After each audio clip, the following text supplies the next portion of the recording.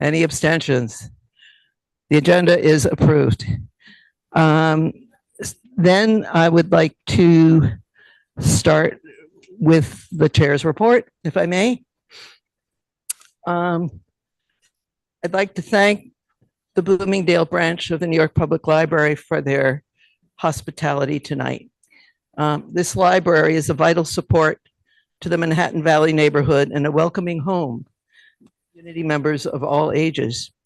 We will continue to advocate to see that you receive the financial support that the New York Public Library needs from the City of New York to keep your libraries open. The November financial plan, which the City Council will vote on December 11th, cuts the New York Public Library branch libraries by $8.65 million in the current year ending in June.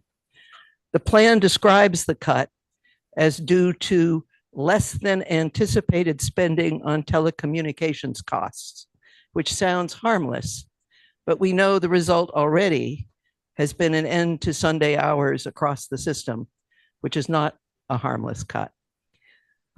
In tough times, we need our libraries more than ever, and we urge the community to let the mayor and the council know that.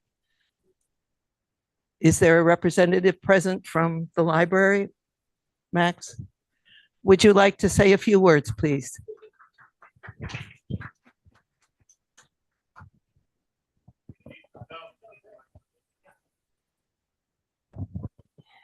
Good evening, everyone. My name is Jahaira Mejia. I'm the library manager for the Bloomingdale Libraries, and I want to welcome everyone to coming to our branch. As she just mentioned right now, yes, we are facing cuts. Although we were not open on Sunday at this particular location, I feel overall we will probably be feeling them coming up. You know, we are anticipating cutting for our programs probably. Who knows, maybe hours. We don't know what it would be in the next coming year. But we do offer so many different programs right now for our community. Like, for example, tomorrow we do have, in conjunction with Councilmember Abreu, we're having a tech clinic for seniors where everyone can come in and get support for any tech questions. Everyone is welcome. And we have so many programs for children's, from story times, which we offer 2 back-to-back just because it is a high demand. We have so many caregivers to come in who look towards these story times and craft programs that we offer. And of course, our beautiful teen room, which is something new that we just opened up this year as well. So we're very excited for all the programs and services we offer. We just hope that we can continue offering the same level of programming that we currently have. So our goal is, of course, for these cuts not to continue so that we're able to support our community. Welcome again. Thanks. Thank you. I have a few announcements relating to our committees that I'd like to make. As many of you know, Susan Schwartz has resigned from the board. I wish to thank her for her many years of service to the board and to the community. I have appointed Daria Kim to replace her as co-chair of the Parks and Environment Committee. Daria, welcome to your new role.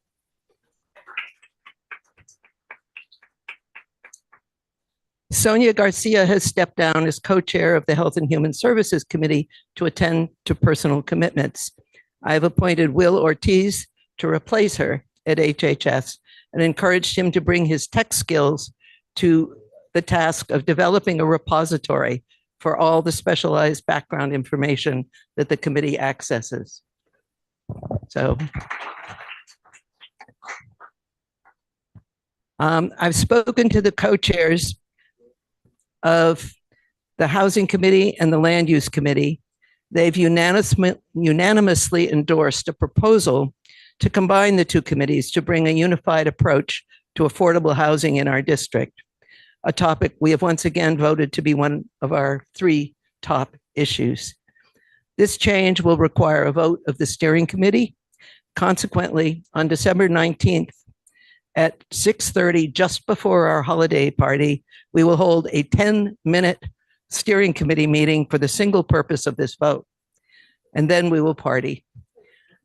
I urge all members of the steering committee to arrive promptly before 6:30 so we have a quorum for that vote. Thank you. If this change is approved, I will be in touch with the 4 or 5 board members who serve on both housing and land use to work with them on selecting additional committees to join. I will also name Richard Ash and Tabitha Kanini as co-chairs of the combined committee, and will ask Louisa Craddock to serve as co-chair emeritus through the transition. So that's it. And I wish the Upper West Side community and our board a happy and healthy holiday season.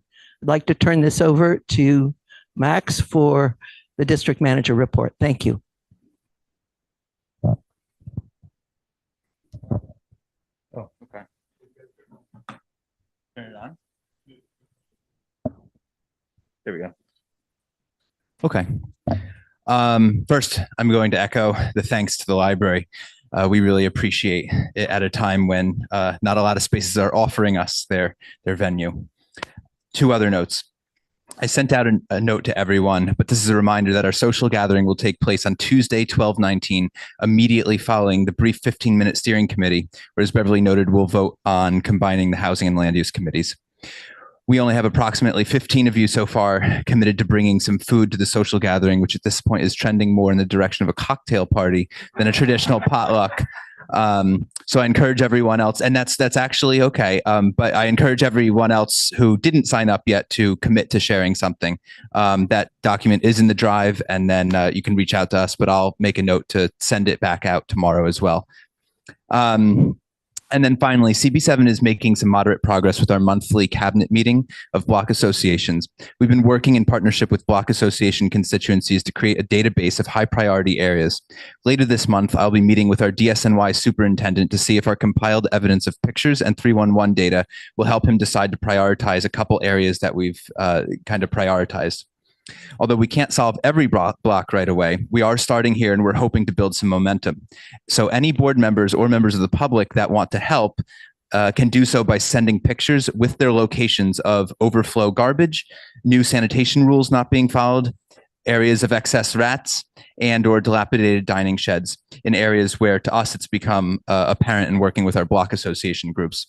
And those areas are 79th Street between Broadway and Amsterdam, 71st between Columbus and Amsterdam, and any blocks along 72nd Street. And I can send that out in an email as well, but we're really looking for additional video or picture evidence, and that'll help us kind of lobby DSNY in a couple weeks when we meet with them. And that's my report. Thanks.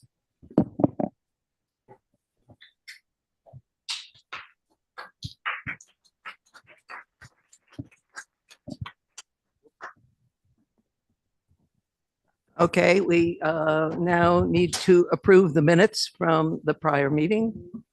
Thank you, Shelley. Do I hear a second? Yes, is that related to the second or something else related? Okay, can we vote on this just by hands? All in favor?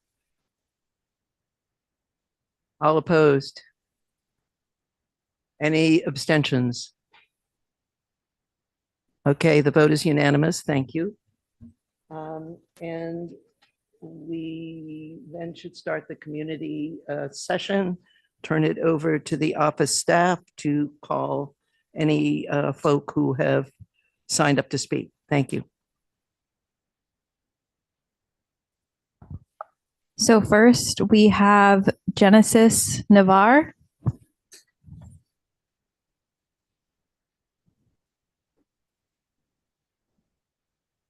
I don't see Genesis on this call, so I'll move to the next person.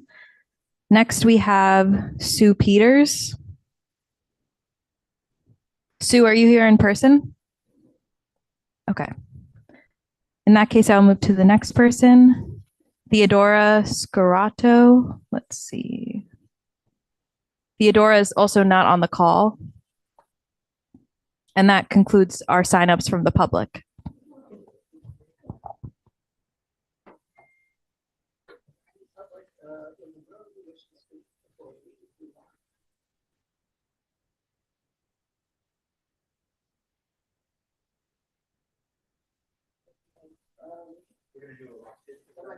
Yes. Will you call elected officials and their representatives now? Thanks. Okay, we'll turn to Kyle Thide from Lincoln Center.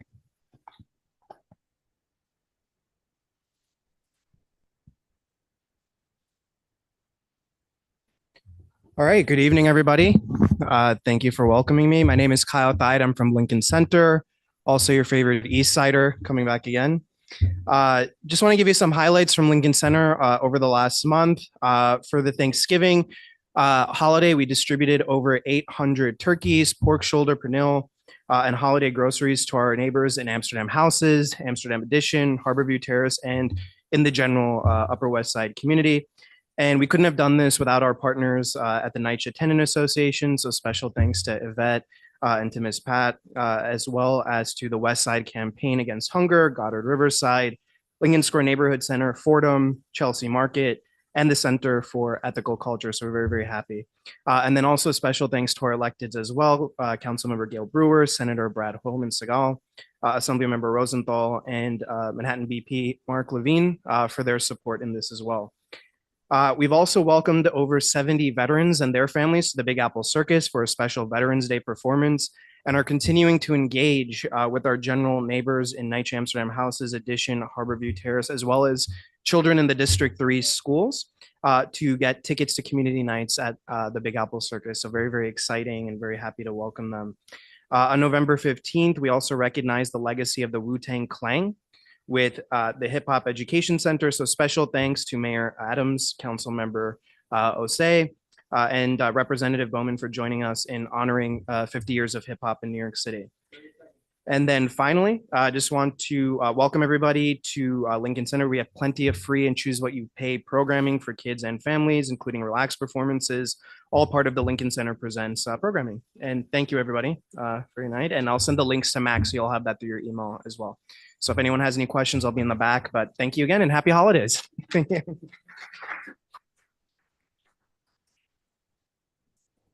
Thank you, Kyle. Next, we'll turn to Milo Greenglass.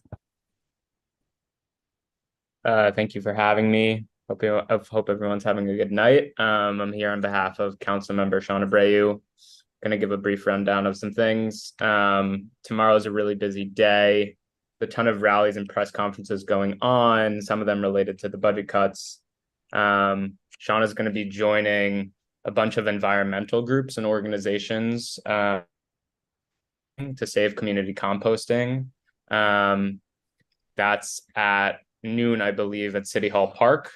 He's going to be joining We Act and a bunch of others to save the organizations that collectively divert over 8 million pounds of organic waste from landfills and incinerators. So composting is obviously a big thing that we need to reach our environmental goals.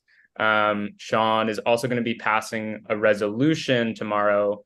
It's stated meeting. Normally stated meetings are on Thursday, the council, but because of the holiday schedule, they've been moved to Wednesday for the time being. So tomorrow he's passing a resolution calling on the state to pass a bill strengthening the right to counsel, which, as we know, provides low-income tenants facing eviction access to free legal representation in housing court.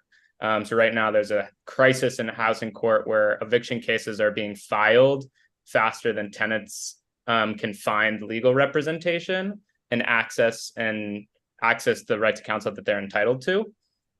So this bill that at the state level that the council is now endorsing, it would allot additional time for tenants to find attorneys. So Sean is going to be joining the Right to Counsel New York City Coalition at 11 a.m. tomorrow, as well as tenants. And then I quickly want to flag, hearkening back to earlier in the meeting, that our office is hosting or sponsoring, I should say, an older adult tech clinic at Bloomingdale Library tomorrow from 12 to 3. So if you have any technology questions or need assistance with your devices, the specialist there will be there to help you. Thank you so much.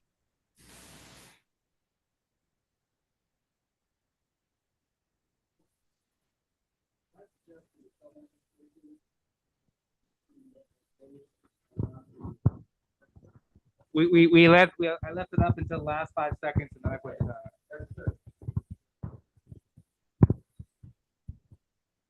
Next, we have Erica Overton at Assemblymember Linda Rosenthal's office.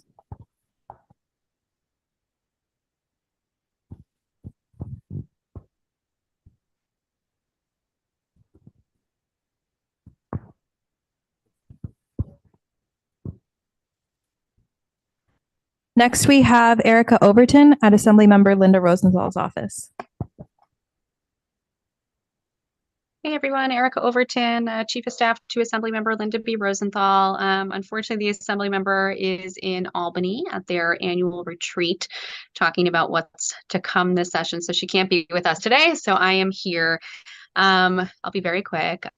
Just a thing of note, an issue of note that's going to come up, I think also in the West Side Rag this week, is West 66th and Riverside Boulevard. I've spoken about it here before. We're working with a bunch of residents in that area because there are no traffic lights on Riverside Boulevard. There's just stop signs. And so people use that corridor as their own personal raceway, so to speak. And there were recently 2 people who were hit, I think 2 weeks ago at that location because somebody went through a stop sign. We conducted a walkthrough with NYPD and DOT over the summer, where they agreed to once again study the intersection during the fall where there might be more foot traffic. We just got the results back and they said, no, we didn't need any traffic lights. So we are escalating the situation, but wanted to keep everyone in the loop. And maybe if we could work together on this issue, that would be really helpful, since we're trying to get as many people on board as possible to help move and redesign this intersection. Second, the Assembly member is working with Senator Hoylman Segal on legislation or possible legislation to extend the Adult Survivors Act timeline. The window closed on November 23rd on Thanksgiving Day. There was a bunch of new lawsuits that were filed that day. And so there were still people who have missed it and need time to file. And so we're working to do that. And the Assembly member also introduced legislation. I'll be really quick. Introduced legislation notification bill. We saw what happened at Columbia University, where people who had been sexually assaulted by Dr. Haddon were never previous patients had never been notified by Columbia as a result. And so the Assembly member introduced a bill that would require institutions, when they find out about sexual abuse and somebody is convicted, to notify people who had been seen, patients by that person, so that more people would be able to file and to if there's a claim that they have, to help facilitate that. And that's it. So just wanted to thank you, and I'll see you guys next month. Thank you, Erica. Next, we have Gwen Saffron. Hey everyone, Gwen Saffron from the Office of the Public Advocate, Jimani Williams. Happy December, happy upcoming holidays. And as we move into the holidays, you can protect yourself and others from COVID this holiday season. You can order up to 4 free rapid tests per household at covidtest.gov. And you can also sign up for an updated COVID vaccine and your flu shot at vaccinefinder.nyc.gov.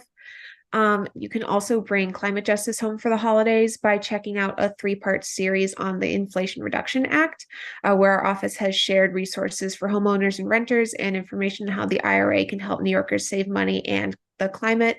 And you can read the series at our blog at advocate.nyc.gov/blog. We are in heat season as temperatures are dropping. Our office encourages tenants to know their rights when it comes to heat season, and also how to save on energy with Con Edison's cost saving programs. So until May 31st, the temperatures inside your home must be at least 68 degrees during the day, and 62 degrees at night. If you have any issues with your heat, please feel free to reach out to our office at gethelp@advocate.nyc.gov or by calling 212-669-7250. And we are receiving constituents with an appointment. Moving into legislative updates, following the most recent announcement of budget cuts, our office is working to protect essential services. these broad cuts to essential programs do real harm to communities, and we are pushing the administration to ensure the city upholds its fiscal responsibility and moral responsibility at the same time. And lastly, an alarming number of fires have been caused by the lithium-ion batteries powering micro-mobility devices that elevates the urgency of such safety standards. And the public advocate has highlighted concerns surrounding the risks associated with the use and storage of these devices. He stressed the need for safety measures to protect New Yorkers and prevent future e-bike fires. And I will reach out with our upcoming events so they can be spread via email. Thanks so much for providing this time to me. And again, happy holidays, everyone. Thank you, Gwen. Next, we have Hannah Wienerman from Nadler's office. Hi, everyone. I'm Hannah Wiener from Congressman Jerry Nadler's office. So Congressman Nadler, along with Congressman members Goldman and Raskin, introduced a resolution to commit Congress to implementing the U.S. national strategy to counter anti-Semitism, to counter the alarming rise in anti-Semitic hate across the country and even here in the Upper West Side and the city writ large.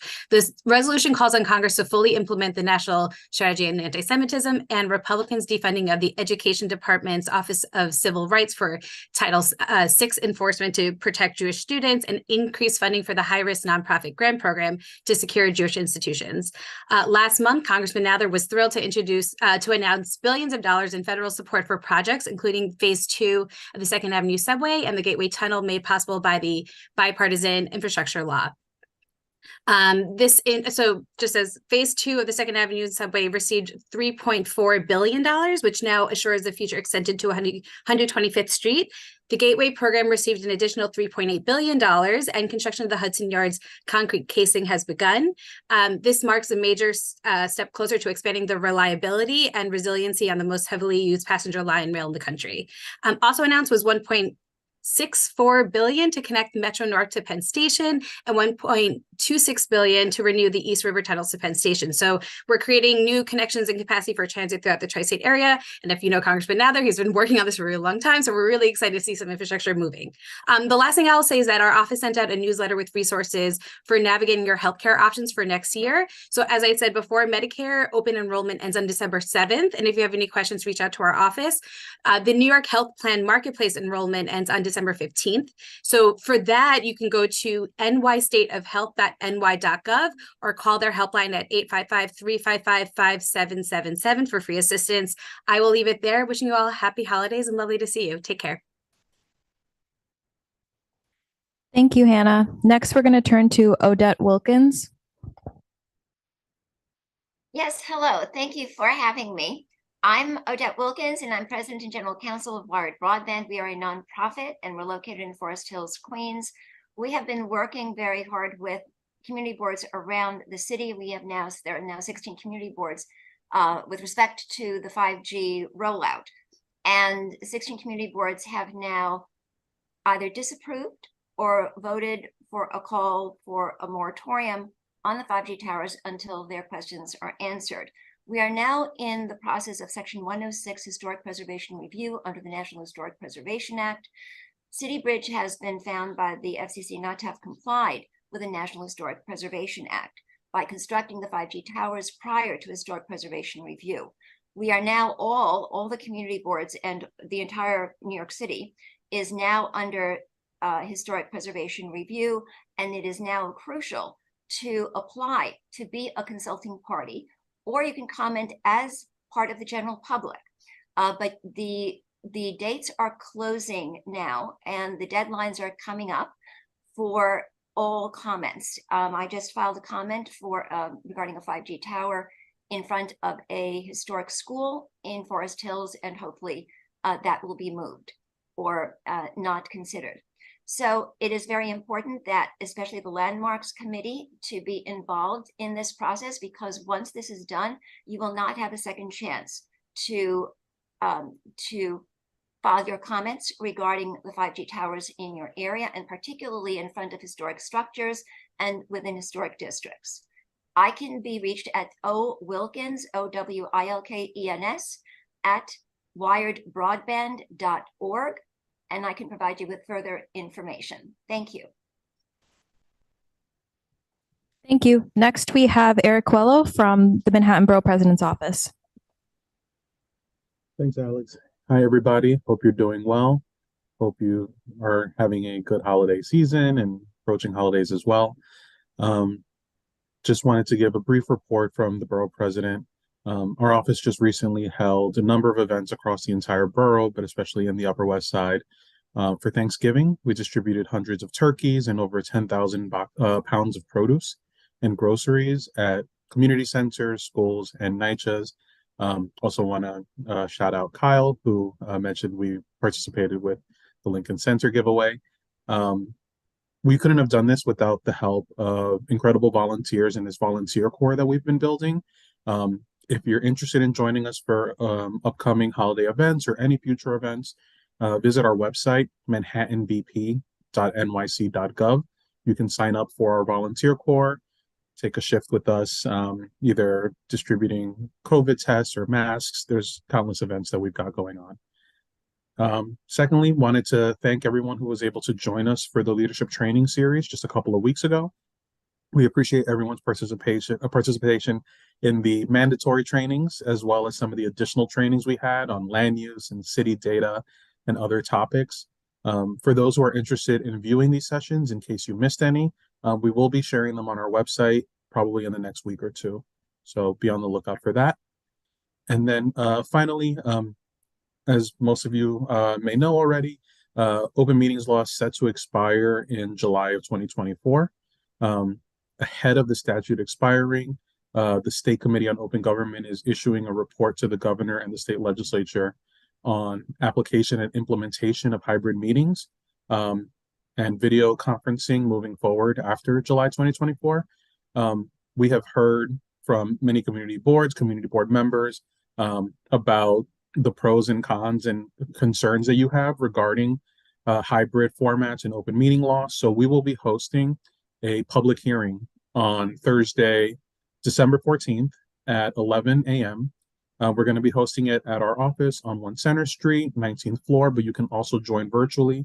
The link to join will be on our website. Please, also, you can submit testimony on our website as well. So with that, I'll conclude my remarks. I hope everyone has a good holiday. Thank you, Eric. Next, we're going to turn to Senator Brad Hoylman-Siegel. Good evening, Community Board 7. State Senator Brad Hoylman-Siegel. As you know, I represent the Upper West Side. I go all the way down to Christopher Street up to West 103. Hope everyone had a restful, politics-free Thanksgiving. I did not, but that's my family. I first want to congratulate Marat Akaden. As you know, he's a new member of CB7, and he was our selection for the 2023 New York State Senate Veteran Hall of Fame. Beyond his service in the U.S. Army, Marat's contributions to our community have been immense, whether it's as a community board member, city employee, leader in organizations such as Generation Vote and Muslim Americans in public service. We are fortunate to have Marat in our community. So congratulations, Marat. I held a meeting last month with a number of our colleagues and a group that's based in Chelsea called Pedestrians for Bike Safety. And we had representatives from different delivery apps there, Grubhub, DoorDash, Uber Eats. We know that the work of delivery workers is essential, but we have to make sure that these platforms are doing the right thing. And during the meeting, we discussed legislation that I carry with Assemblywoman Rosenthal to ensure mopeds are registered and delivery workers are covered by liability insurance, a couple of bills that we're both working on. And we discussed steps that these platforms can take to improve safety, such as utilizing in-app features for safety reminders and paying for spaces for delivery workers to use as respite hubs. I look forward to working on this once the session starts in January. I just got back from Albany tonight, actually Saratoga, where we had our legislative retreat for the New York State Democratic Conference, and we talked about a lot of these issues. Earlier last month, I went to Israel with a group of elected officials and the Jewish Community Relations Council. I wrote an op-ed on it for the New York Daily News. You can read it in my community board report. And I want to thank Evan Lieberman, my community liaison, who's done a terrific job. We did distribute a ton of turkeys and have been distributing masks, as well as COVID tests during this holiday season. Working on some bills, waiting for the governor to sign a number of my bills, including the LLC Transparency Act. Last week on World AIDS Day, she signed a bill of mine that will create an LGBTQ Bill of Rights for older LGBTQ New Yorkers who are in assisted living homes. That's appropriate because as LGBTQ people grow older, they're growing older with HIV, AIDS, and we need to take steps to ensure that they are not discriminated against. Thank you. Good to see everyone. Have a wonderful meeting. Thank you, Senator. Next, we're going to move to Kevin Jean-Baptiste from the, oh, okay.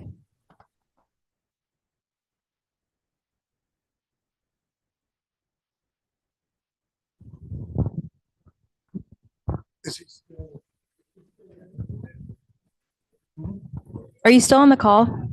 Yeah. Senator, are you still there? Oh, yes, I'm still here. Good. I have a question. Okay. It's actually 2 years ago this month that this board passed a resolution calling for the registration of class 2 and 3 e-bikes. I know your bill only relates to mopeds, which I think it's safe to say this board overwhelmingly supports. I also have heard from you from time to time, as well as our other elected representatives, that issues involving the conduct of e-bikes, including the inability to identify them. We've heard from our local police precincts that they can't chase them, that they can't enforce the traffic laws because they can't identify them. Can you explain why your bill doesn't also include a requirement to register e-bikes? All e-bikes? Well, the bill that I carry with Assembly Member Well, we passed a resolution for class 2 and 3 e-bikes, not the pedal assisted e-bikes. Right, fair enough. We are looking at specifically e-bikes that are used for commercial purposes. We think that is the first step and addressing this problem. It's the approach that we think will put the onus not on the person who's trying to make a living, and many of those folks, as we all know, are undocumented and struggling in this new world that they live in. So it's the delivery apps that we think should bear the burden. That's why we are limiting it in our legislation to commercial e-bikes. That I will tell you though, that's gonna be a tough bill to pass because it's a whole new regime. Nobody's ever done it before, but we've written a bill. I think the bill that has the better shot of passing is requiring point of sale registration for gasoline powered mopeds.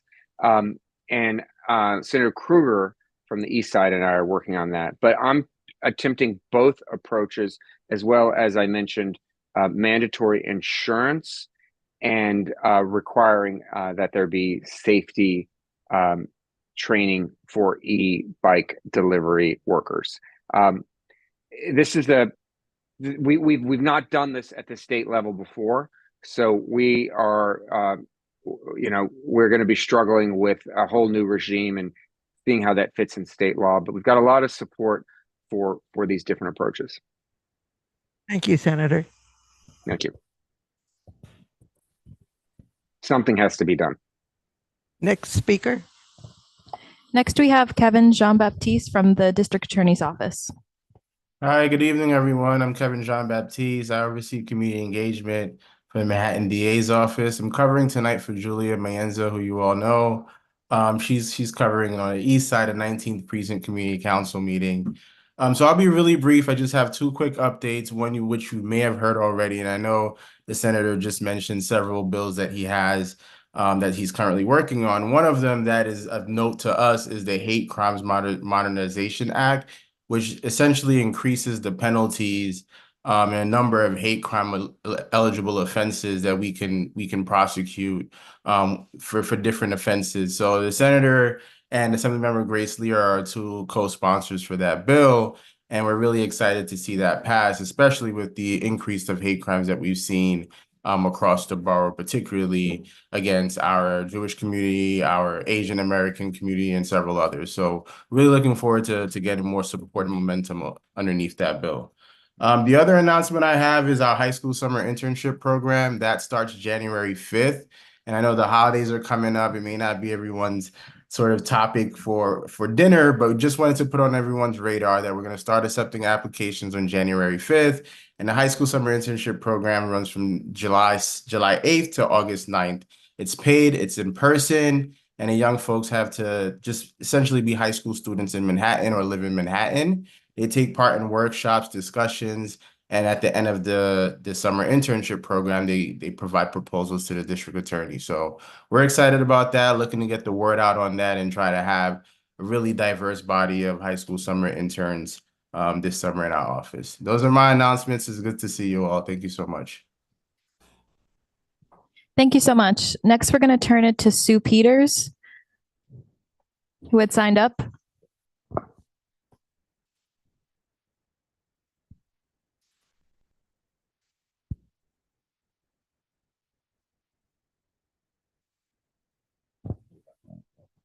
Hello, hello.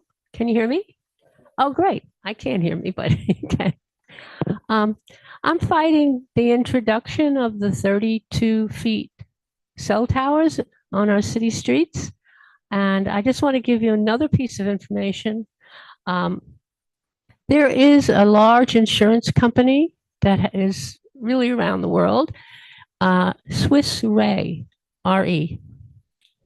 And in 2019, they issued a report about 5G because they will not insure the makers, the telecoms making our cell phones, these cell towers, whatever, because, and I'm going to tell you what they said the reasons were.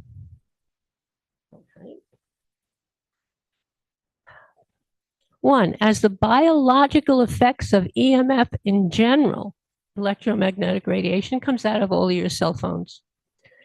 And 5G in particular, much more energy, 5G, are still being debated. Potential claims for health impairments may come with a long latency. It takes a number of years to develop cancer in the brain. I've had a friend that happened to. Number two, heated international dispute over 5G contractors and potential for espionage or sabotage. Three, growing concerns of the health implications of 5G may lead to political friction. Four, cyber exposures are significantly increased with 5G. And five, information security and national sovereignty concerns might delay the implementation of 5G. Please educate yourself. We've been dumbed down, just like we were dumbed down with tobacco over the years and asbestos and all of that stuff. Thank you. Thank you. That concludes the community session. Jay, do you have a question relevant to this? Thank you. Yes. Where's my list? Here it is. I got it. The following individuals, not all of whom actually are on Zoom, but have requested and received waivers. Okay, the following individuals received waivers, though not all of them are attending remotely. Anthony Thomas, Will Ortiz, Peter Sampton, Rhonda Marshall, Michelle Parker, Ben Wu, and Blanche Lawton all have requested waivers related to medical reasons. Thank you.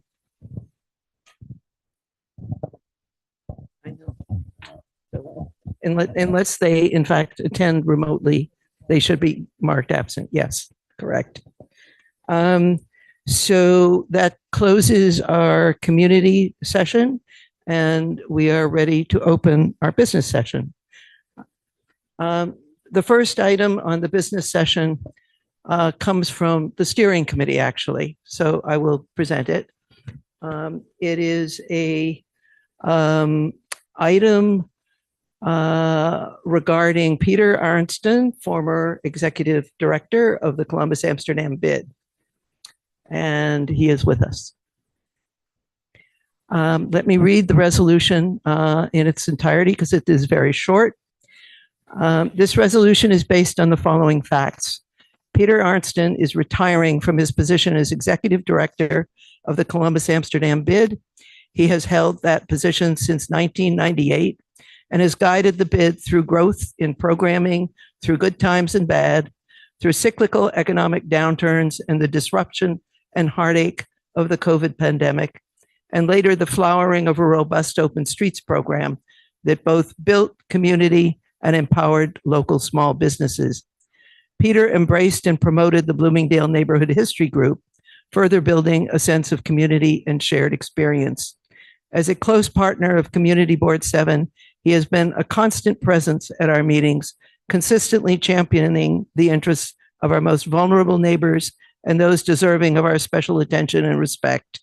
He has worked tirelessly in support of the West Side community, especially in the area north of West 96th Street. Therefore, be it resolved that Community Board 7 Manhattan extends a heartfelt thank you to Peter for his service to our community and wishes him the best for his retirement.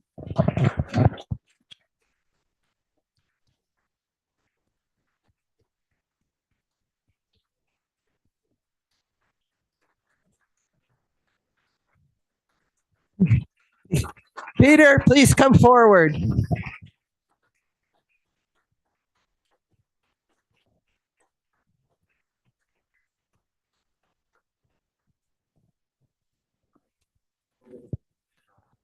We know. We'd like to present you with this copy of our resolution that we have just passed. Thank you so much. Would you like to say a few words? I actually would. I come to you. Okay, and I take that off also. Okay, I come to you. I come before you somewhat unprepared, which is pretty much how I came to the Upper West Side in 1980. That move was life-changing. I found a place here that I could call home, where I could build a life, a family, and be a part of community of all ages, backgrounds, and dreams. I found people willing to listen to ideas and devote time and energy to make them real. We live in a city that, in spite of itself, is environmentally less damaging by concentrating us and lowering our impact. We can walk to stores, to parks, and to worship. The sidewalk is a place of greeting and exchange. We live in a city that was game to build a recreation center on top of a sewage treatment plant and a park on top of a landfill that could have been the second highest mountain on the eastern seaboard. New York City is challenging even in good times, but we are the caretakers and we must maintain it for following generations. It has been great working towards that goal with you. And thank you all for all you do.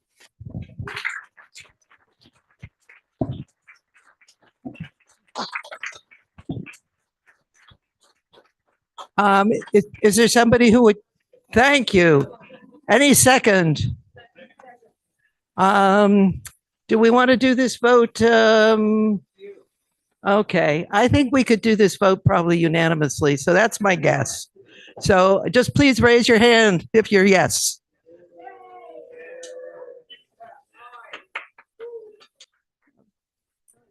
Any opposed? Any abstain? The motion carries unanimously. Okay.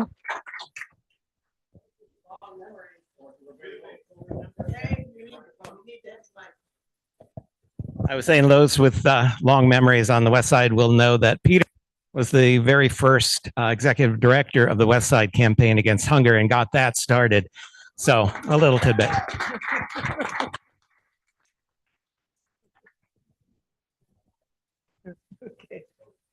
With that, we can move on to the YEL, I believe, next. Yes? No, Central Parkway. No, Parks is number 2. Natasha, are you available?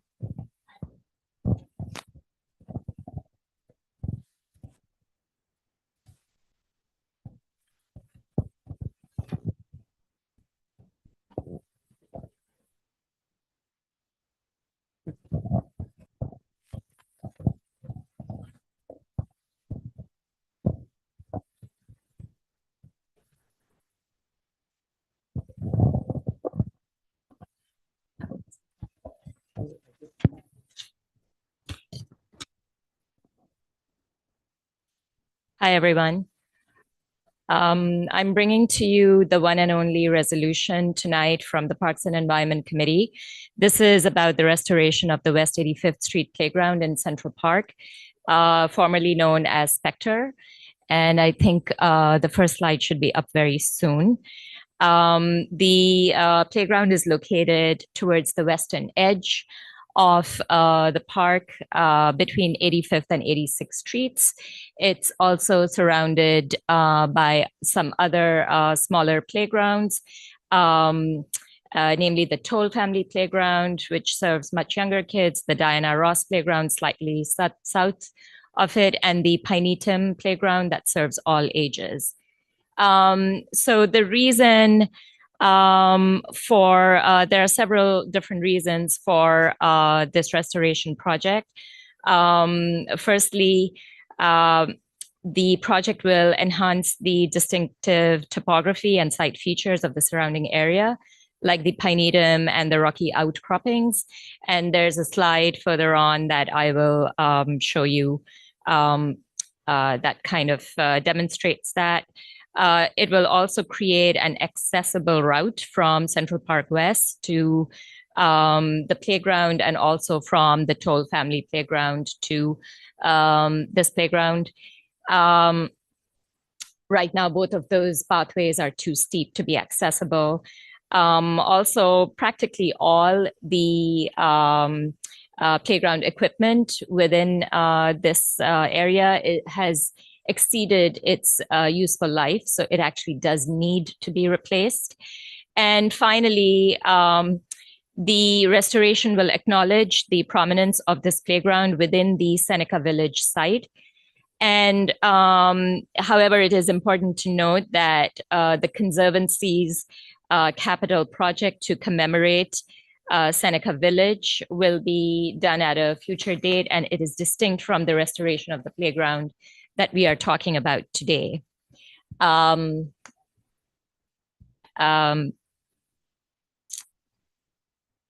was wondering, Alex, if you could move on to start with number 18.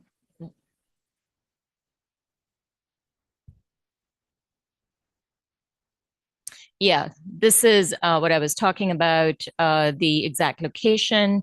If you could go to number 13.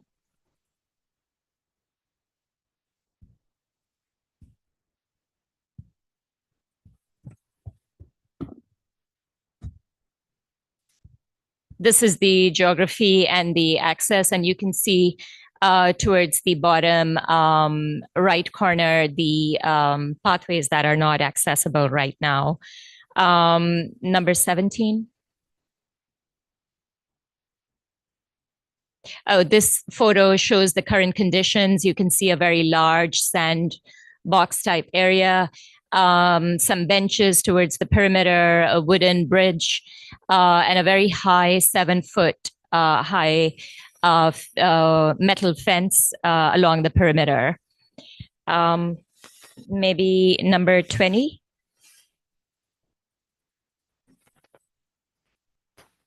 Yeah, this is like an aerial drawing of the playground. It's an egg-shaped drawing, and it kind of highlights what I was just showing you in the photo earlier. The large sandy area, the tall picket fence, and benches along the perimeter. If you could move to number 21.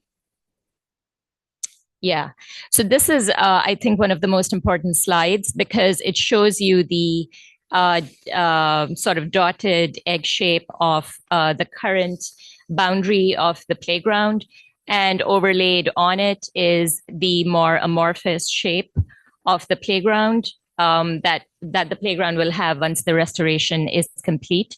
And the reason for changing the shape is twofold. First of all, if you can see that dotted rectangular shape towards the top of this diagram, that actually happens to be the boundary or the foundation of a house that used to exist on this site at the time that the site was actually Seneca Village before Central Park was created. So right now, a large portion of that foundation is within the playground, and they're now moving the northeastern boundary of the playground so that the foundation would be entirely outside. So I think it's a more respectful way of honoring the house.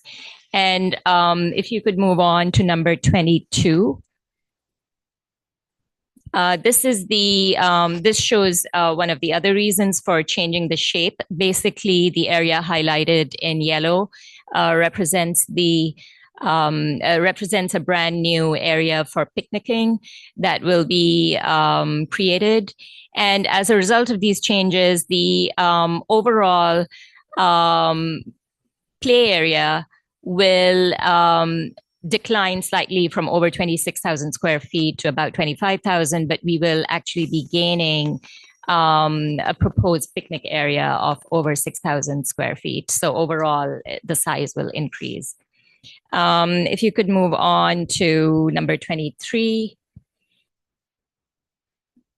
please. Okay, well, number 23 was basically, oh, here it is. It's basically a view of what the playground will look like once the restoration is complete.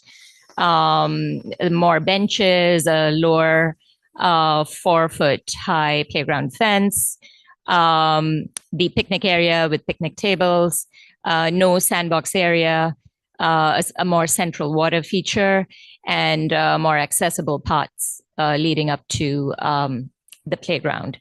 And after that, slides 24 to 27 show you photos of ideas that the Conservancy presented to us about how they will sort of incorporate, how they will connect the play areas or the play equipment to the surrounding landscape. So a lot of the equipment will be wooded and more sort of natural looking. And that was it. That was my presentation. The resolution that we wrote, it was unanimously approved in committee, 8000. However, we did recommend that if further funds are made available, then they be used to install a restroom within the playground. We also put in a caveat that we want to have the Conservancy come back to us prior to the start of construction with more specific plans, including the staging of construction equipment, specific play equipment plans, any significant landscaping changes, and the phased closure of pathways leading up to the playground. So, sure.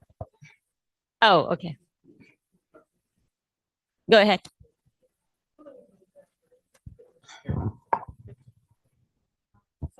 Related questions, actually. So I want to clarify that the foundation of the little house, it sounds as though that will be respected and they're going to work around that, and that will remain intact.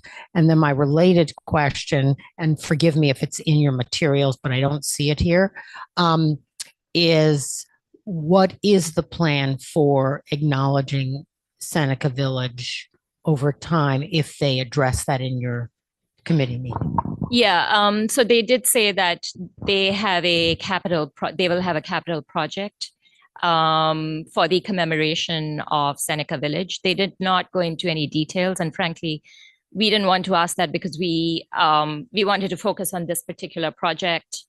And this is just one project within a much larger site that relates to Seneca Village.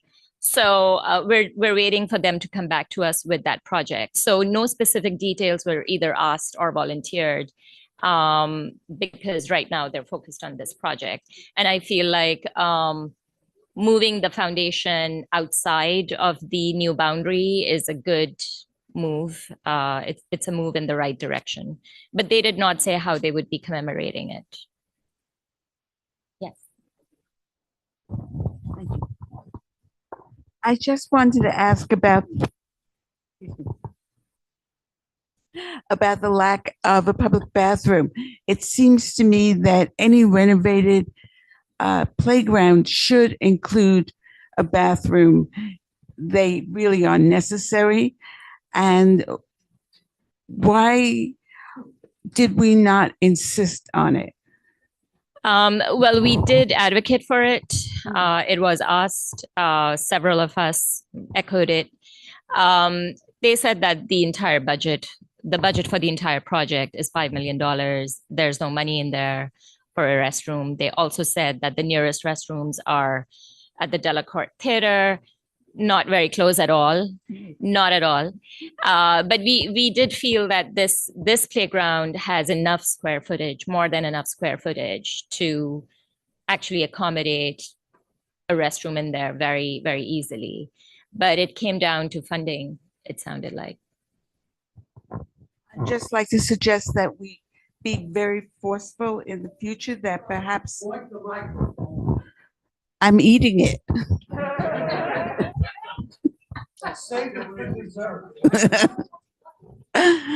Anyway, you know what I'm saying, that I really think is essential to any renovation of a playground. Would somebody call the questions?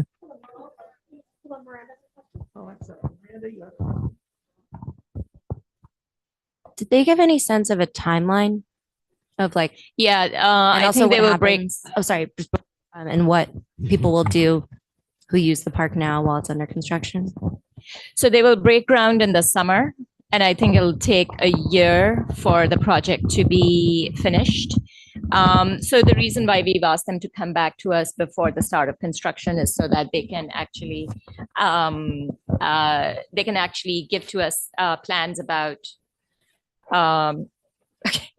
they can give to us plans about specific plans, including the staging of the construction equipment. But it sounded like probably the entire playground will be closed during the time of the construction. There are three, actually: the Toll, Diana Ross, and the Pinetum.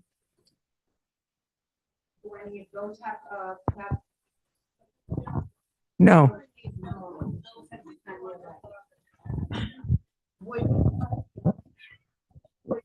I don't know if this would apply. Would a participatory budgeting planning would it not apply?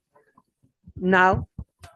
It's too expensive. A bathroom is a very expensive addition in a park. So the participatory budgeting was limited to $1 million per district. Okay. Okay. I mean, that's. Would somebody call the question, please? Fine. Please vote on your phone.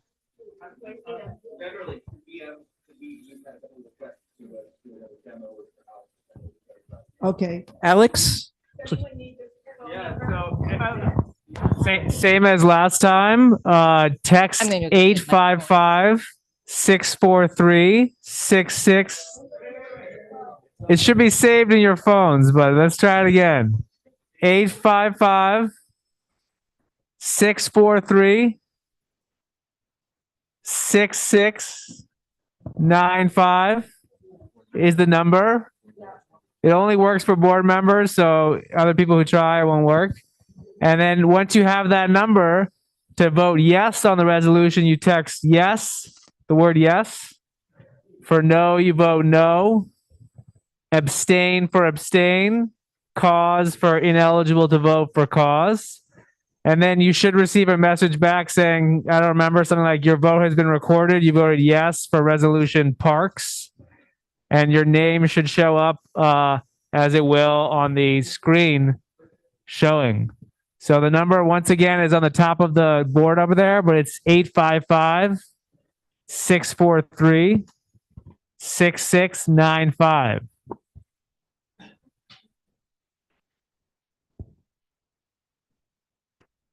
Sound good? We got 34 Peter. votes so far. Peter has his hand raised. Peter has his hand raised. Fantastic, Peter.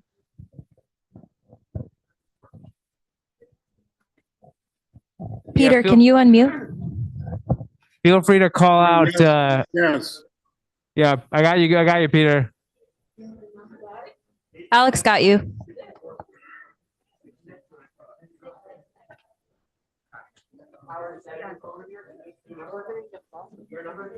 Okay, we can do Howard manually. Anyone else having any issues? No? Okay, we got 35. Looking for anyone else? Howard raised his hand. I got you, Howard. Paige, are you having trouble? Are you a yes? Perfect. Yeah, I got you. Okay, great. Anyone else? That's it? 38 votes so far? Seems low, but good. Calling out. So far, we have 38 votes in.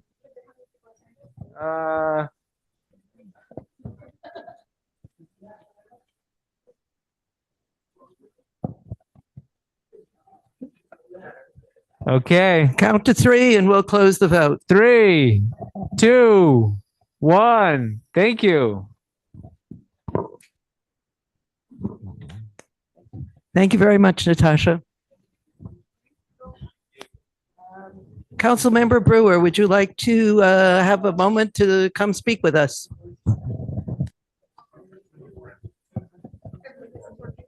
Oh, okay. Is it on green? It is on green. Okay. Thank you very much. I'm Gail Brewer, City Council, and I want to thank Community Board 7. A few things to mention. One, I just came from Rutgers Church on 73rd and Broadway, and you should know that, and maybe Kay knows this, but to the credit of Rutgers, they have amazing both asylum-seeking working papers and asylum-seeking asylum papers going with lots of attorneys. They do need more volunteers. And they do need money. And they are an incredibly resourceful group of former, many people worked at other nonprofits, and they're legal aid attorneys there tonight. So you should be very proud. It's one more example of what's going on the Upper West Side that help people who need the help the most. It was buzzing with activity. So congratulations. I also want to thank everybody because last Sunday we had a book drive for children at JCC. And oh my goodness, we have lots of books left over, but thousands of people came to get books, and people were very, very generous. Churches and synagogues also donated funding, so we were able to buy a lot of new books. And we're going to keep having more pop-ups because we have more books, and nothing's better than seeing kids get those books. On the congestion pricing, I think we need to all keep working together. I know that my understanding, and Andrew knows a lot more about this than I do, but we're all getting swamped with phone calls about the topic. And I think, as Andrew points out, you're not going to find a garage that's inexpensive. You might as well pay the $15 if that's what you have to drive midtown. I do hope that there will be more trains and buses before this goes into effect so people can see what it is that we might get if we have this $1 billion, even though it's mostly being used for purchases because it's capital money. I also want you to know that my understanding, all the Uptown Council members are calling because they want to know more about parking issues, not just here, but elsewhere above 60th Street. And I think DOT and MTA, certainly with the community boards and elected officials, should meet to figure out about what we want to do, if anything, about the parking issue. It is an ongoing issue. This budget is a challenge. December 11th is the date when the city council is having a November mod. I don't even think you can call it a mod. Hearing all day, City Hall, 10 o'clock, or you can go on Zoom. And it probably will be all day. I think, it's many citywide budget cuts to the agencies of 5% now in November, again in January, and then again under the proposal for June. So I want you to know that make sure that you show up. I won't listen to him, so don't worry. At the same time, we in the Oversight Investigations Committee, we are having tons of discussions about these god awful for-profit other contracts that are going for the migrants. And they're mostly health and hospitals. You should know that they are not under the jurisdiction of the controller because that is not a city agency. So you really have no idea, no receipts. We don't know when you have a major contract, what it is that this contract is paying for, and they are too expensive. Example, I have nothing against the Cherokee Nation, but it is a for-profit, and it is going to be in charge of the hotel on 88th Street if their contract goes through. I don't want for-profits doing this. They're trying to get other contracts too, and they are coming in from, I don't know, Oklahoma, as I understand it. So if we're going to have contracts, I think they should go to the nonprofits that do the work every single day, like Goddard and others. So there's a lot of consternation about what's going on with the migrants as we speak. I know that we have a budget crisis, but I think we should be going about it in a different way. To close the libraries, I just came from a whole bunch of nonprofit cultural groups who are very concerned, and the list goes on and on and on. In terms of batteries and charging, so the mayor finally, there's a group called Pop Wheel out of Brooklyn. I know nobody, Board 7 included, wants 71st Street to be a battery charging location. I got that. So now the question is, we do need a charge. So this Pop Wheels has an idea that I love, which is they literally have a vending machine, and you can put the vending machine anywhere, under a bridge. I don't care where you put it. And then it takes 2 minutes to charge. You put your battery, don't even charge, you put your old battery in, and you take out a new battery. And it's $50 a month for the deliveristas who can't afford that and who like this project. So the mayor says he likes it, did a press release today. But I want it on the Upper West Side. I don't know where else it's going to be, but I want it on the Upper West Side because then we would solve that problem. They also have good batteries that are new, because believe it or not, some of these quote unquote new batteries, they're not new batteries. Somebody has stamped them, but they're not. But here you can promise that they are. So that's what I'm aiming for. The fire department has given them a temporary ability to go ahead, and let's see what happens. So there is some hope for that. At the same time, there's a lot of legislation, as you know. I won't go through them all. I hope you get our newsletters. You will see there's a lot of legislation on the issue of batteries, but I think you really need something like that. And in terms of e-bikes, which is perhaps the other great number of phone calls, we're still pushing for state licensing. The city cannot do licensing. I don't care what anybody says. It has to be done by the state. And Brad Hoyman has a great bill. We want it. And I know that you support that also. And then just want you to know that the other hot topic of the smoke shops, I've given up on knowing how many different bills are pending. Liz Kruger has another one to work on the padlock issue. The still lack of communication between the DA and the police department and the sheriff and corp counsel, but there is some push to try to make it easier for nuisance cases to be brought by the corporation council, because you've got to padlock. We still have 65 illegal smoke shops on the Upper West Side, and I still have high schools that are participating in vaping in the school.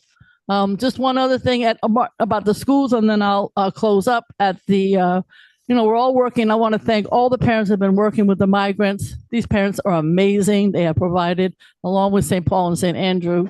You have to be so proud of the work that the faith-based community has done in this community for the parents and the students and all of the migrants. It's phenomenal. But just so you know, at Martin Luther King High School, I spent a lot of time at Brandeis and at King. There are 6 high schools there, and it looks like they're going to be merging. 2 of them will stay, the Hunter Science and special music will remain, but the other high schools, 2 and 2 are going to be merging, just so you know. Again, all of these schools need help, and I know you know that, and thank you very much.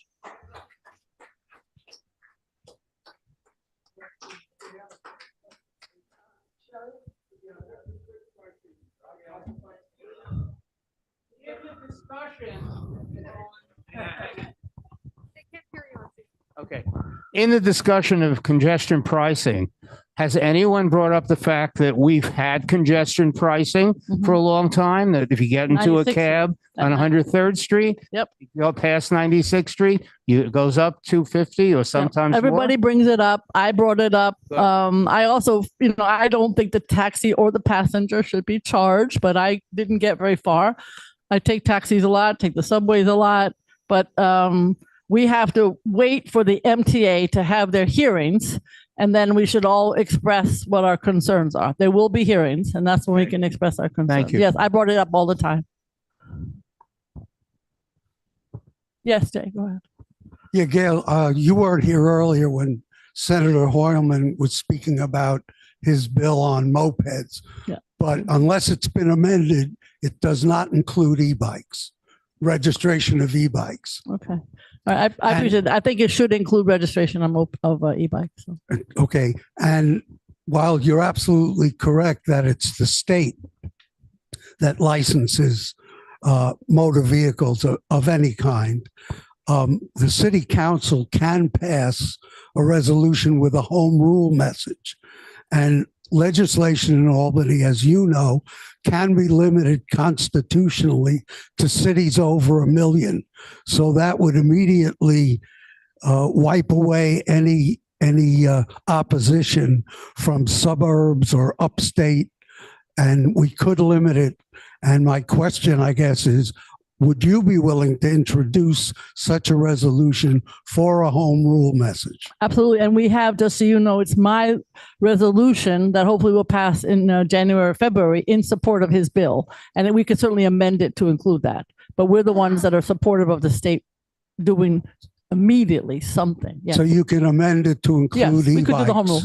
Yeah, we could. Oh, Absolutely. But it has to thank be on the state level that they do it. Absolutely. Thank you.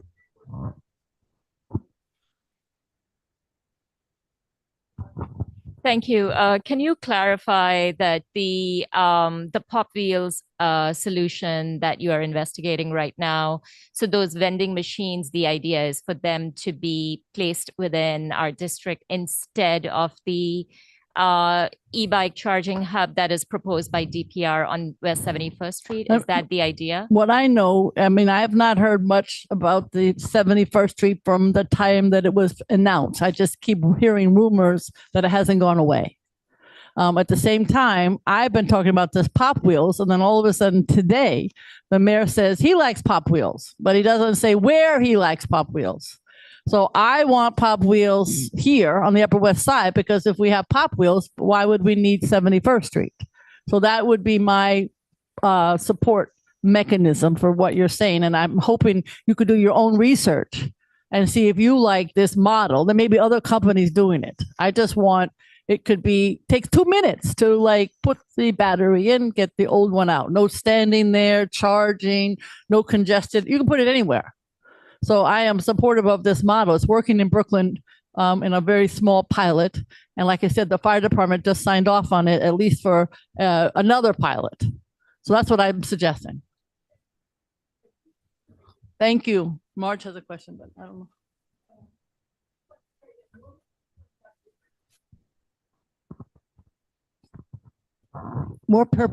More people turned up to protest the 71st Street charging station than has turned up in my experience. Oh, I've seen a lot of people turning up to protest a lot of things. Thank you very much, Madge.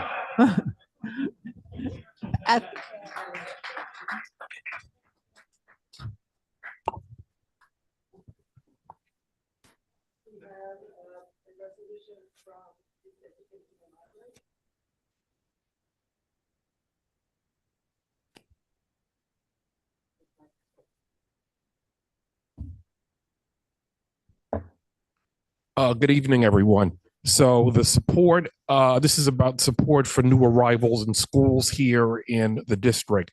So the resolution that YEL is proposing this evening was passed unanimously by YEL last week, and I want to thank my co-chair Kristen Berger as well as my fellow committee members.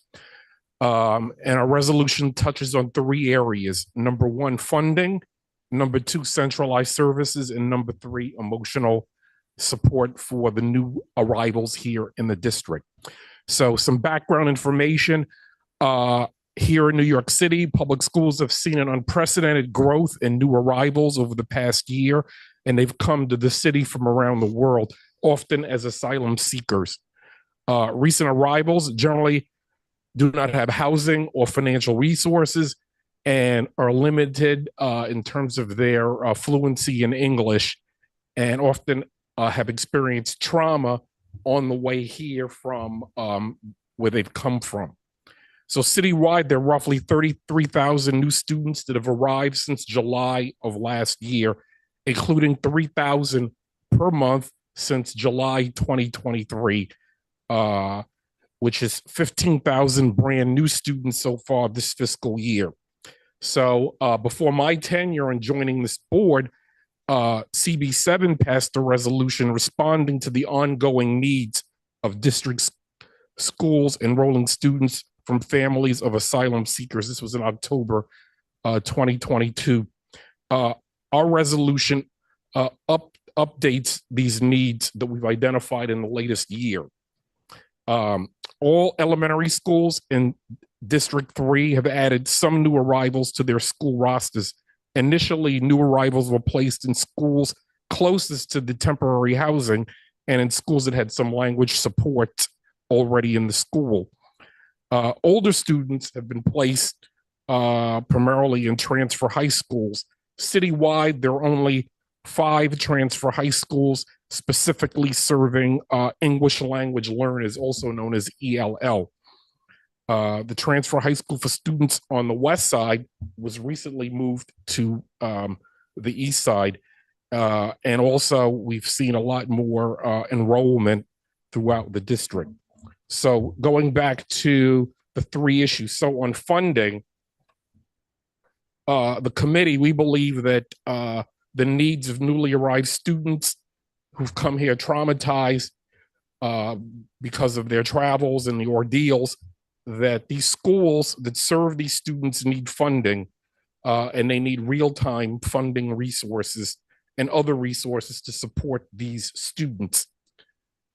In the 2022 to 2023 school year, Project Open Arms was given $2,000 per new student when they added 5 or more new arrivals. This funding added to the individual school budget during the school year. This year, the mid-allocation for school budgets will likely miss out on funding for students in temporary housing. Individual school funding is adjusted annual mid-year, which adds and subtracts monies from the individual school budget based on enrollment. The enrollment number is traditionally based on an enrollment snapshot as of October 31st. Schools are funded in part per student based on the Fair Student Funding Formula, which allocates additional funds via weights for students in certain categories, such as students with disabilities or students in temporary housing. Currently, mid-year, the adjustment includes data about students in specific weighted categories, such as schools with disabilities, but does not update the data on students in temporary housing in the same manner. And as a result, additional funds assigned to students in temporary housing will be disproportionately affected. And the schools also serving these students will be disproportionately affected. On centralized support, we've seen that there's a lack of cohesion of services as significant, and support is not always provided in a timely manner. And there are many different organizations that don't talk to each other. DOE, Department of Education, has hired 100 shelter-based community coordinators to help students and families in shelters connect with the needed educational and other supports for the newly arrived immigrant students. However, the city does not have a plan to continue funding for community coordinators when the funding expires at the end of this school year. 3, social and emotional support. As I mentioned, students come here, they're traumatized, and they're not able to receive the psychological services that they need in order to cope in a new environment. It was a recent survey, 68% of schools reported there was no designated social worker for new arrivals, and 58% in the survey of these students were not receiving regular services from a social worker. And so our resolution, which is outlined, addresses those 3 areas.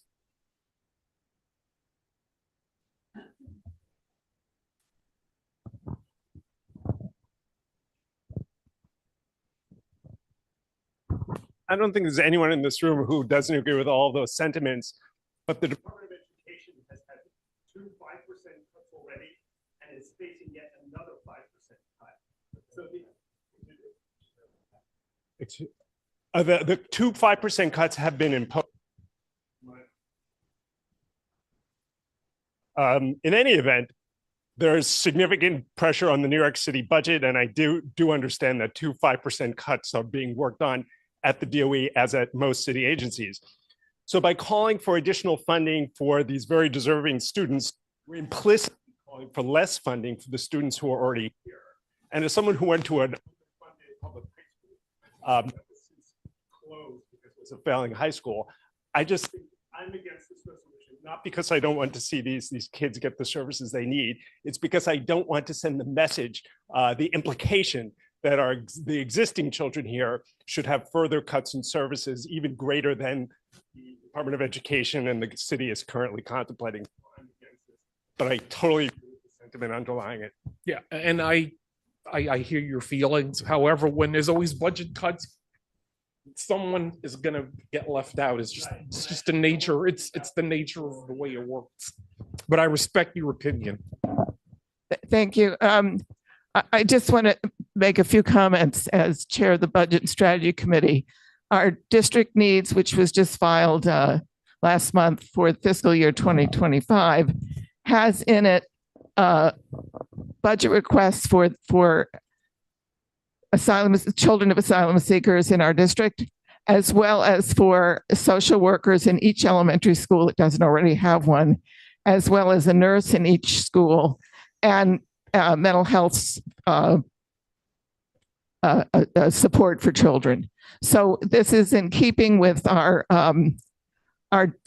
district needs, but I also want to say that our Budget and Strategy Committee will be meeting next week, and one of the topics we will be talking about are the draconian cuts to the budget across the board. It's not just the DOE cuts, it's cuts to the library, it's cuts to social service programs for children, it's cuts to food programs. So we will be dealing with that, and we may have a resolution for the January meeting.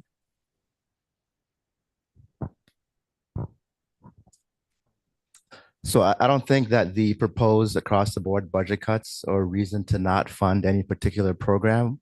The cuts are for everything across the board for the entire city. So by that logic, we should not increase funding for anything, because you can say that because we're cutting across the board, to increase funding for one thing, it suggests that some other things shall be funded. So I don't think that's a good reason not to do it.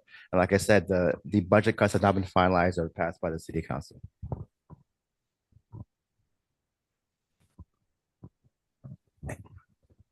The question has been called. And we should vote starting now.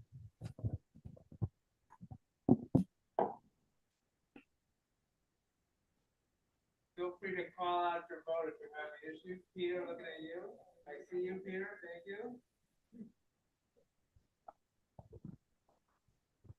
Yeah. Thank you, Peter. We got you, Peter. Yeah. We got 32 so far.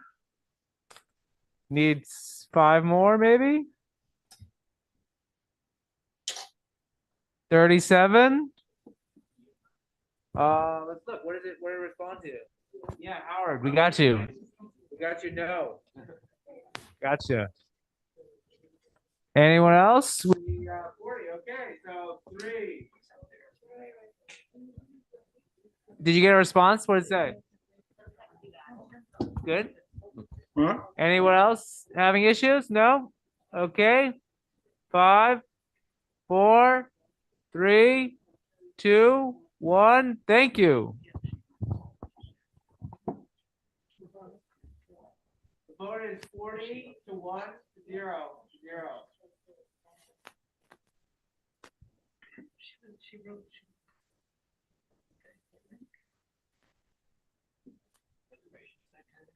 Reservation.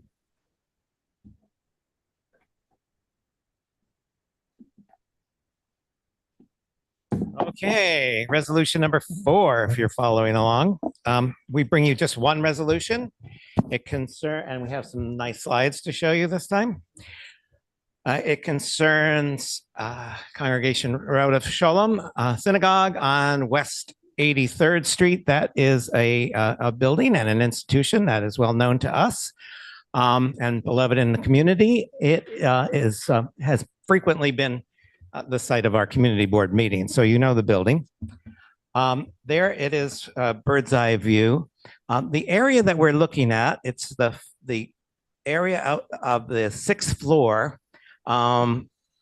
parapet and sort of balcony area that you can see, 6th floor terrace. It's identified there if you can see that far away. There is an existing chain link fence up there now. And there it is. It's minimally visible from the street and from down the street and even from the park, if you really look hard.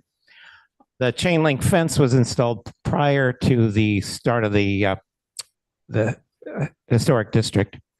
They would like to take down that fence and replace it with something slightly shorter and less visible even as part of a renovation of that 6th floor terrace. This is what the terrace looks like now with some trees. This is what it's going to look like. So the fence will be shorter and it will it'll be a little bit smaller in area and less visible from the public thoroughfare.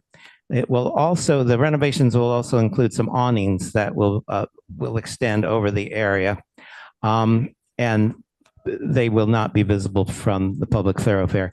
And in this picture or this diagram, you see the area in question.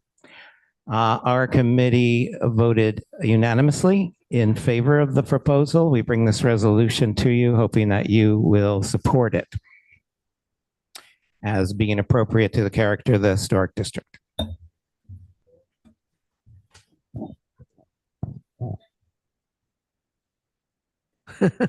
Ready to vote? Yes. I got you, Peter.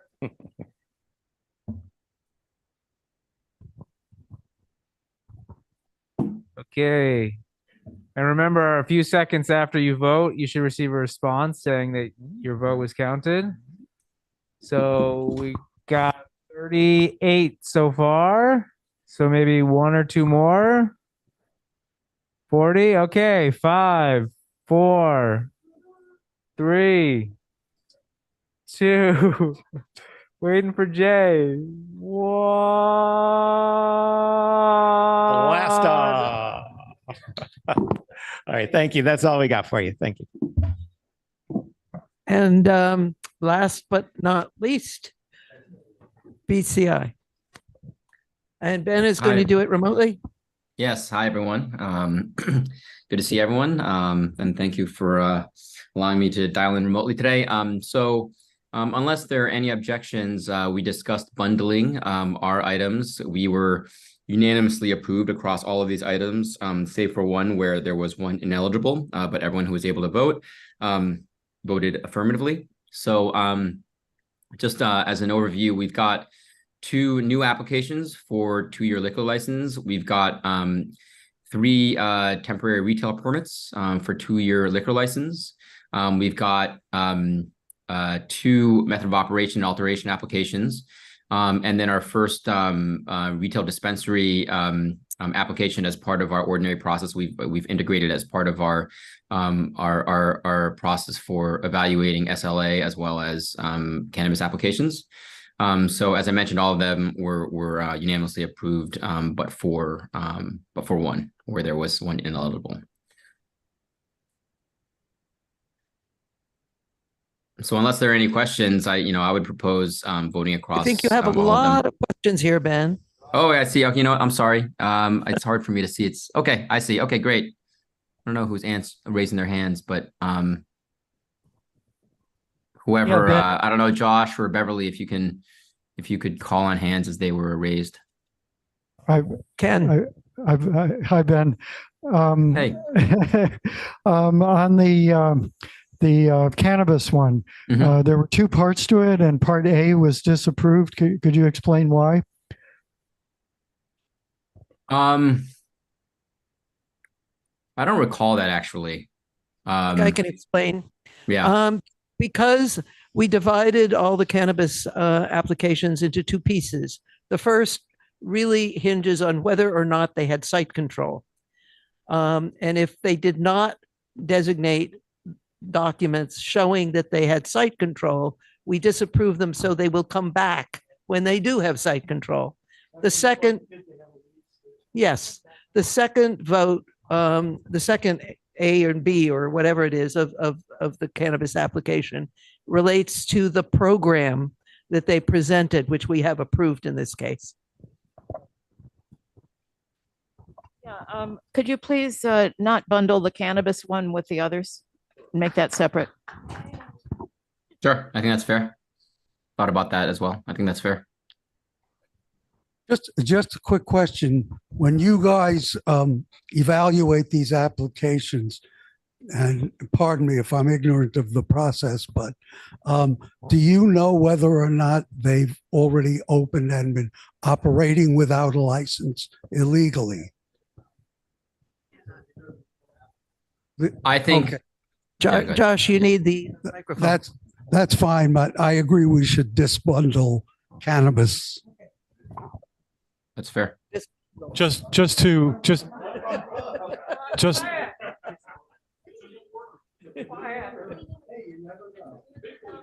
excuse me. Thank you. Just to clarify, the applications that come in front of the board are applications through the state. These are not the chop shops. I don't know what else we want to call them, but that's what I'm calling them. And so these are legal applications. We will not be voting or discussing.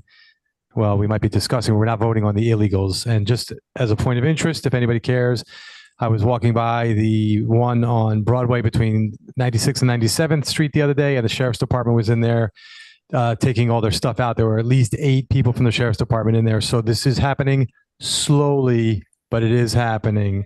And it's not going to happen overnight, but it is going to happen. And so we have no problem separating the SLA from the OCB. So I think it's Louisa next. Can you explain to me 150 West 62nd Street on the 7th floor for a liquor license? Okay. What is it? Catering. The catering hall. Who's next? Oh.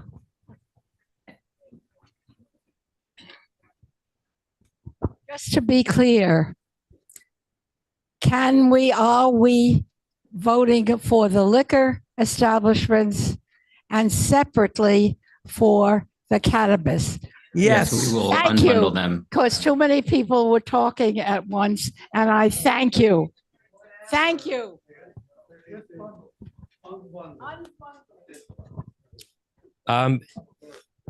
Hi. And any further comments Yes. or questions? So this is a message from the council member, so don't shoot the messenger, but the request was made that when we bundle, to please announce addresses so that people who do not have the agenda in front of them can know which addresses. So if we can, again, this was a request from our council member regarding bundling. Thank you. Excellent. So, Sorry, one moment. Sorry, and I mentioned this at the last full board, but I'd just like to reiterate that if you do have interest in the cannabis and you have comments or questions or concerns, we encourage everybody to come to the committee meeting. They're very informative, and some of the presentations have been amazing. And some of these people are doing really good things with the businesses they want to open in terms of contributing to the community. And I think it's really important that to make comments on them without coming to see their presentation is not really fair to the process. thank you, Josh. And that's a great point. Ben, can you please read the addresses of those items in the first bundle, which will be only those SLA applications that you are asking us to approve? Yes. So the addresses are as follows: 150 West 62nd Street, 7th floor, 158 West 72nd Street, 200 West 60th Street, 485 Columbus Avenue, 2014 Broadway, 2175 Broadway, and 768 Amsterdam Avenue. Thank you. Okay. Okay, are we ready to vote? Yeah. Okay, let's vote for bundle one, which is just the State Liquor Authority applications.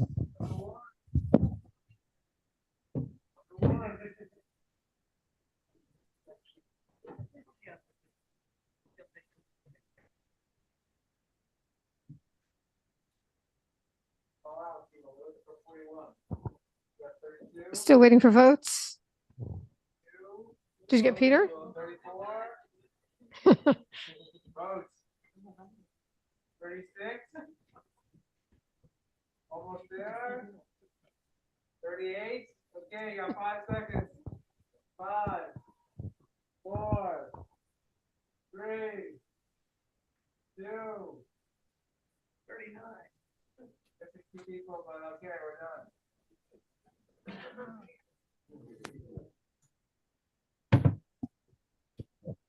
Are we ready to call the question on the cannabis application? Yes. So, Hold on, I think we have a question. So in the resolution, I'm reading that the committee voted against it because non-compliance with site can. Okay, I don't know what to, can you hear me now? Great, awesome. Sorry about that. Okay, sorry. Okay, I just have a clarifying question. Okay, thank you. So it says site of non-compliance with the site order. what I recall now is that they were in the process of negotiating the lease with the landlord, and it was, I think, in term sheet stage and was about to be completed, but yet had not been formally done yet. That counts as non-compliance with the site Yeah, order. yeah, exactly. Like the strict compliance is that they actually have it signed. Great. Thanks a lot, everyone.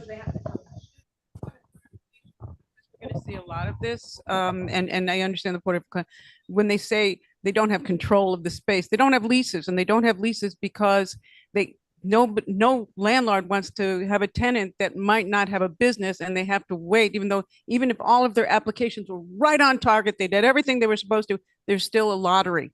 So they may or may not get chosen for that lottery, but if you sign a lease, if you're the tenant, you're responsible for paying XYZ. So that's why we've got this real conundrum right now that we're going to see over and over again.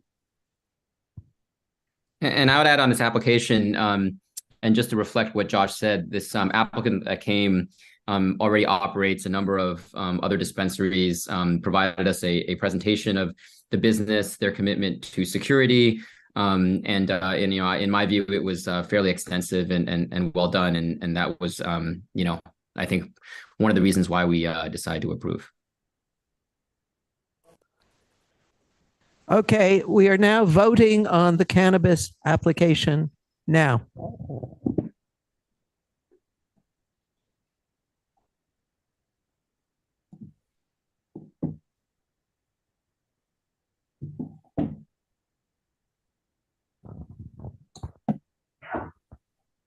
Okay. Abstain, is you right? Abstain. Okay, let me start again. 1 sec. Okay, let's try again. Yes for yes, no for no. Let's see. Give it a second. Okay, we'll do this one the old-fashioned way. I don't know. It's internet problems. So we'll call the question the manual way. If you're voting yes, raise your hand. We'll count the room first.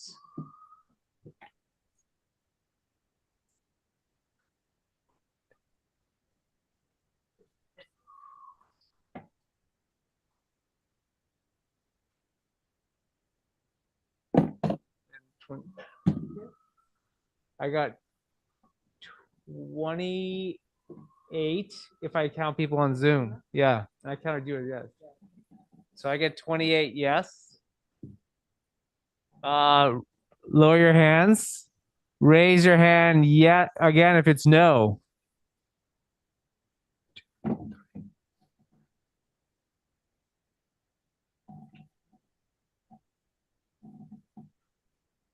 I see nothing out there, right? I see one.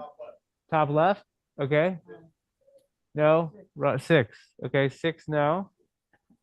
And then abstaining.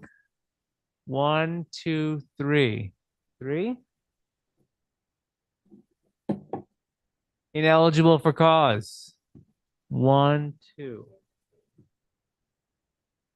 Okay. It appears that it passed 28-6-3-2. I just wanted to make a little comment, similar to what Josh said.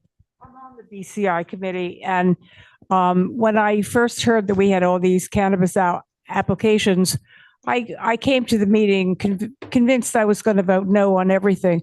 But it's really unfair. These people are really spectacular, wonderful not-for-profits doing wonderful things for this community and other communities, raising money this way in order to continue their work.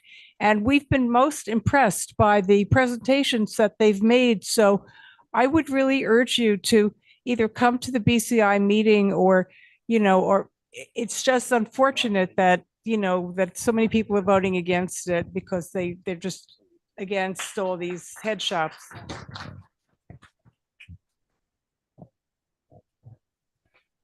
I think that is the conclusion of our, Richard, you have something to add? 2 months ago, the business session of this board started at 8:15. The public session was 1 hour and 45 minutes. Tonight, we are finishing the entire board meeting at 8:15. And I think it's a credit to Beverly and the executive committee. They worked out a number of measures, materially shortened our meetings. The board, members of the board have cooperated, and I think it's a good sign because we can now devote ourselves to the business. Here, here.